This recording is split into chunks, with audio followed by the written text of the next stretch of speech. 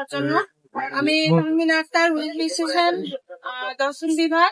আমি আসন্ন ডাকসু নির্বাচনে বিশ্ব ইনসানিয়াত বিপ্লব স্টুডেন্ট ফ্রন্টের মনোনীত পদপ্রার্থী। এখন আমি ছোট করে আমার যে ইশতেহারগুলো আছে সেগুলো আপনাদের সামনে উপস্থাপন। নিরাপদ জীবন চাই, মানবতার রাষ্ট্র চাই, পুষ্টিবাদী অপরাজনীতি নিপাত যায়, মানবতা মুক্ত সব মানুষ ভাই ভাই। আমরা সংখ্যাগরিষ্ঠ ছাত্র সমাজ যদি নিম্নলিখিত দাবিগুলির ভিত্তিতে ঐক্যবদ্ধ হই এবং তারই পরিপ্রেক্ষিতে তারা যদি আমাকে বিশ্ব ইনসানিয়াত বিপ্লব স্টুডেন্ট ফ্রন্টের ভিপি প্রার্থী তাহমিনা আক্তারকে ভোট দেয়, তাহলে আমি নিচের বিষয়গুলো বাস্তবায়ন করার আমার ইসমাইলের শুরুতে যে বিষয়টি আমি দেখেছি, শিক্ষার্থীদের সবচেয়ে বেশি দাবি যেটা যে আমাদের একটা সময় গ্রামের পরে ডাকসু নির্বাচন এবং আমরা জানি প্রতিপক্ষী ডাকসু নির্বাচন হওয়ার কিন্তু বিভিন্ন কারণে দলীয় আধিপত্য হোক, সেটা আমাদের প্রশাসনের ব্যর্থতা হোক, আমাদের ডাক্তাররা প্রতিবছর সংগঠিত হোক। তো আমি আমার ইতিহারে সবার প্রথমে যে সেটা হচ্ছে প্রতি বছর ডাক্তাররা নিশ্চিত করবো ইনশাআল্লাহ। এবং দ্বিতীয়ত আমরা আমাদের সহপাঠী সিনিয়র জুনিয়র অনেকের সাথে কথা হয়েছে এবং তাদের যে বিষয়টি তারা দলীয় আধিপত্য মুক্ত একটি সাধারণ শিক্ষার্থীদের জন্য একটা ক্যাম্পাস চায়। তারই পরিপ্রেক্ষিতে আমার দ্বিতীয় ইশতেহারে আমি লিখেছি দলীয় আধিপত্য, দলীয় জবরদখল এবং দলীয় সংঘাত মুক্ত ক্যাম্পাস, যেখানে রাজনীতির কোন কাদা ছোড়াছুড়ি থাকবে না। আমি আমার আদর্শটা তুলে ধরবো, আরেকজন যে আদর্শ ধারণ করে সে সেটা তুলে ধরবে এবং সেটা একাডেমিক চর্চার মাধ্যমে কখনোই কাদা ছোড়াছুড়ির মাধ্যমে না। কে কি করে আমি নিজেও করে উঠবো, কিন্তু অপরকে নিচে নামানোর ধান্দা আমার নেই। তো তারই পরিপ্রেক্ষিতে আমি এমনই একটা ক্যাম্পাস করবো যেখানে সবাই মুক্ত স্বাধীনভাবে যার যার চেতনা, স্বাধীন মতামত, ধর্ম, পথ, সংস্কৃতি সবকিছু নিয়ে স্বাধীনভাবে চলতে পারবে। এবং পরবর্তীতে যে বিষয়টি উল্লেখযোগ্যপূর্ণ সেটা হচ্ছে মুক্ত জ্ঞান চর্চা ও স্বাধীন জীবন বিকাশে শান্তিপূর্ণ নিরাপদ ক্যাম্পাস ও নিরাপদ হল।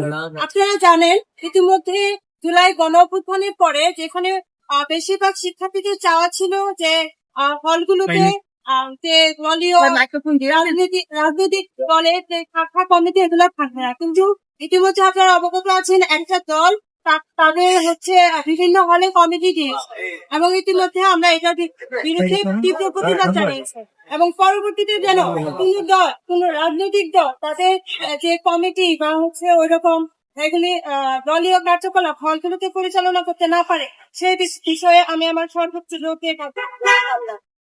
আরেকটি গুরুত্বপূর্ণ বিষয় হচ্ছে বিশ্ববিদ্যালয় প্রশাসনের পক্ষপাতিত্ব। আপনারা ইতিমধ্যে খেয়াল করেছেন যে নির্বাচনী প্রচারণা কার্যাবলী বিভিন্ন ক্ষেত্রে কয়েকটি বিশেষ দলকে বিশেষ সুবিধা দেওয়া হচ্ছে। তারা বিভিন্ন আচরণবিধি লঙ্ঘন করার ফলেও তাদের বিরুদ্ধে কোনো পদক্ষেপ প্রশাসন নিচ্ছে না, বা নিলেও সেটা যেরকম স্ট্রিক্ট হওয়ার কথা সেরকম স্ট্রিক্টলি নিচ্ছে না। তো তারই পরিপ্রেক্ষিতে আমি যে কাজটা করবো সেটা হচ্ছে বিশ্ববিদ্যালয় প্রশাসন, শিক্ষক মন্ডলী, সব ছাত্রছাত্রী সবার কল্যাণে সবার প্রতিনিধিত্ব করতে হবে। যে দলকে নির্বাচিত হোক দলীয় বৈষম্য করা যাবে, সকল পরীক্ষার ফি বন্ধ করতে হবে। এবং আপনারা জানেন প্রতি বছর আমাদের ইয়ার চেঞ্জের পরে যে ভর্তি ফি মোটামুটি একটা ভালো, এবং আমরা এখানে যারা শিক্ষার্থী হিসেবে আছি সবাই এদের ক্লাস থেকে আসবো, বেশিরভাগই মধ্যবিত্ত মধ্যবিত্ত শ্রেণী থেকে এসে আসা, এবং প্রতিদিনই তাদেরকে টিউশন ফি এবং বিভিন্ন বিষয়ে খুব মেন্টালি ফিজিক্যালি প্রেশারের মধ্যে থাকতে হচ্ছে। তো দেশের মধ্যে বিভিন্ন সেক্টরে আমরা দেখছি কত দুর্নীতি হচ্ছে, কোটি কোটি লাখ লাখ কোটি কোটি টাকা বিদেশে পাচার হচ্ছে।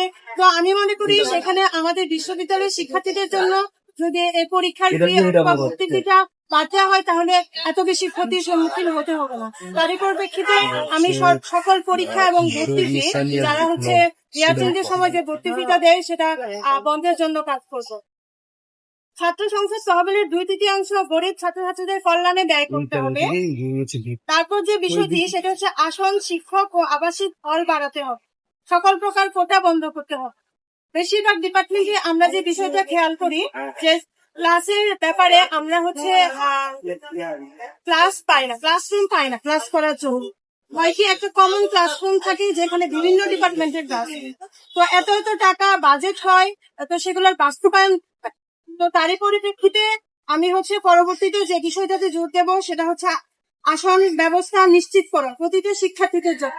আপনারা জানেন প্রতি বছর বিগত সময়গুলোতে আমরা দেখেছি আসন সংকটের সমস্যার কারণেই কিন্তু দলীয় রাজনীতির যে অনুগ্রহ সেগুলো আমাদের গ্রহণ করতে হচ্ছে, এবং সেখানেও মূল দোষ আমি দেবো প্রশাসনের রাজনীতি।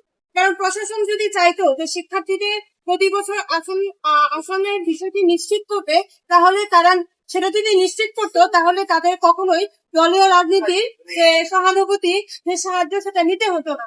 তো সেটা নিতে না হলে তাদের কিন্তু তাদের পিছনে পিছনে ঘুরতে হতো না, তাদের ক্যারিয়ার, এডুকেশন, শিক্ষার্থীদের শিক্ষা বান্ধব পরিবেশ সেটাও নষ্ট করতে হতো।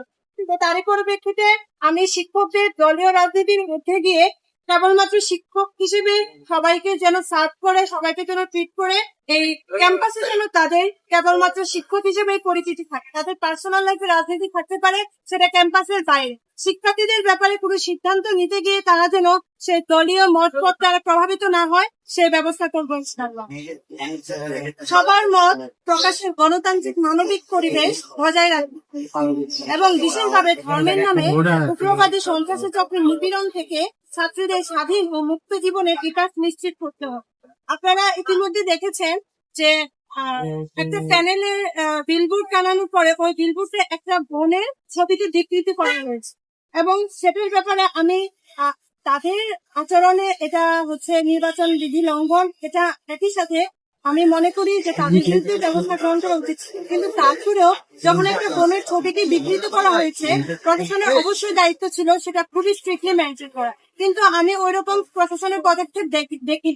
এবং গতকালকে যে বিষয়টা যে ক্যাম্পাসে আসলে আমরা বন্ধ নিরাপদ কিনা, আপনারা ডাকসুতে নারীদের যে অংশগ্রহণ সেটা অবশ্যই সীমিত, সেটা আপনারা লক্ষ্য করেছেন, এবং প্রশাসনের যে দায় সারা ভাব, আমি মনে করি সেটার জন্য নারীরা নিরাপত্তা ফিল করছে, তারা সামনে আসতে পারছে।